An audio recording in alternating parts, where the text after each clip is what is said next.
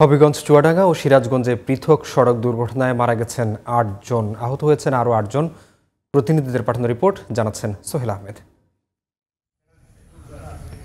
হবিগঞ্জের মাধবপুরের রাখানগড়ে মুখোমুখি সংঘর্ষ হয়েছে ট্রাক পিকআপের। ঘটনাস্থলেই মারা গেছেন ৪ জন। বৃহস্পতিবার রাত ৩টায় এই দুর্ঘটনা ঘটে। এ ঘটনায় আহত হয়েছেন আরও ৮ জন। এদের মধ্যে আশঙ্কাজনক অবস্থায় চিকিৎসাধীন আছেন ৫ জন। ঘটনাস্থলে ৪ জন মারা যায়, তার ৩ জন হলো একই পরিবারের আর একজন হলো পিকআপের হেল্পার। সুরতার প্রতিবেদন তৈরি করতেছে আইনগত প্রক্রিয়া। চুয়াডাঙ্গার ৯ মাইল বাজারে ঢাকাগামী যাত্রীবাহী বাসের ধাক্কায় অটোরিকশা ভ্যানের ২ যাত্রী প্রাণ হারিয়েছেন। শুক্রবার ভোরে অটোরিকশার যাত্রীরা ৯ মাইল বাজার থেকে সরোজগঞ্জ বাজারের দিকে যাচ্ছিলেন। পরে খবর পেলাম যে ৯ মাইল অ্যাক্সিডেন্ট হয়েছে। তারপরে শুনি যে আমার চাচা যেদিকে অ্যাক্সিডেন্টে পড়ে আছে।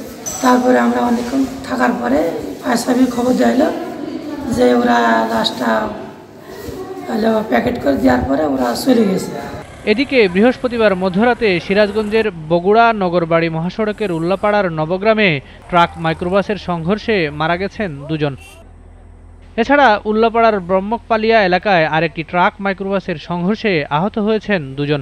আহতরা সিরাজগঞ্জ শহীদ মনসুর আলী মেডিকেল কলেজ হাসপাতালে চিকিৎসাধীন রয়েছেন। Sohel Ahmed, GTV news.